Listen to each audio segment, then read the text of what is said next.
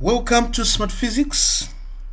As we continue our step-by-step walkthrough, we're still journeying through the Cambridge IGCSE Physics Theory Component 41 of October-November 2025.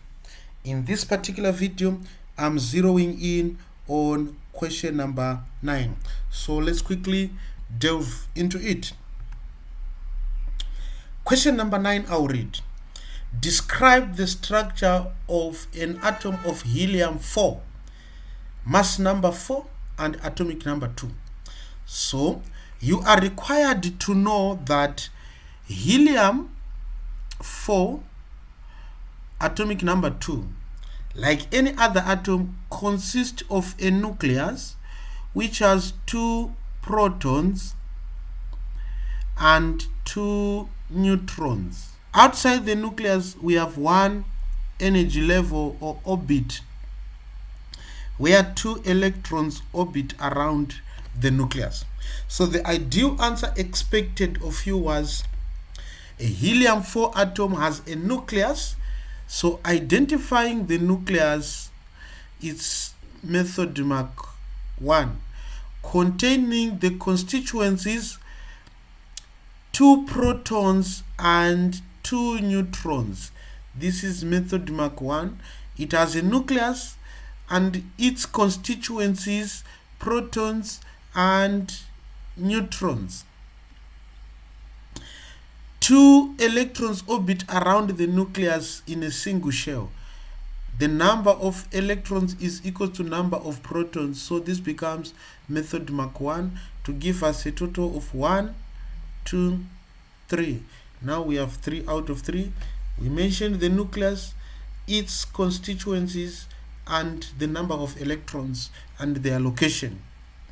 Part B says the sun is a medium-sized star powered by nuclear fusion reactions which release energy.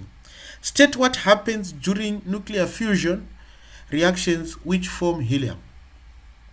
Now in thermonuclear fusion, which you talked about, you said 4 protons or hydrogen nuclei will combine to form a helium nucleus with a mass of 4 and atomic number of 2, releasing energy in form of gamma radiation. So the ideal answer was during nuclear fusion reactions, 4 hydrogen nuclei fuse together to form helium nucleus, releasing a large amount of energy in form of gamma rays. Then you secure these 2 marks. Part 9b2 says state 2 regions of the electromagnetic spectrum by which the sun radiates most of its energy. There are 3 major regions, so you just needed to pick the 2 from the 3 major regions. You can pick visible light, you can pick ultraviolet, and there are 3 including infrared. All hot objects emit infrared, so you could have picked the infrared, you could have picked the visible light, you could have picked the UV, and you secure the 2 points.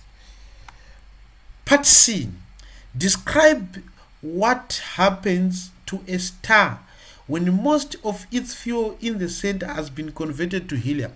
So as thermonuclear fusion is happening, remember we said the hydrogen is being converted to helium. What will happen when it runs out of the fuel, the hydrogen, which is the fuel? So the first thing you need to understand is when most of the hydrogen in the core is converted to helium, the star expands and cools. The star expands and cools, and it becomes. Now we have 2 cases. We have 2 cases. So you need to know which case. We have small to medium stars. So case 1 is small to medium stars, and case 2 is massive stars. These have different fates. Small to medium stars, they have their own fate. Massive stars have their own fate. But for both cases, when the hydrogen runs out, they expand and cool.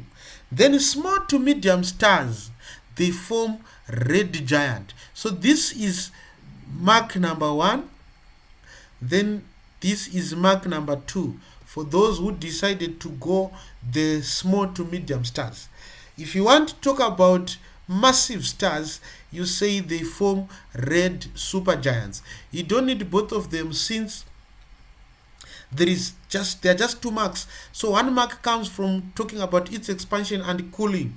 The second mark talks about its later stage, whether a red giant for small to medium stars or a red supergiant for massive stars. With this, we would have secured the 9 marks from question number 9. I hope you have been helped. Keep following us. If you have not yet subscribed to the channel, subscribe so that you don't miss any update. Enjoy your time.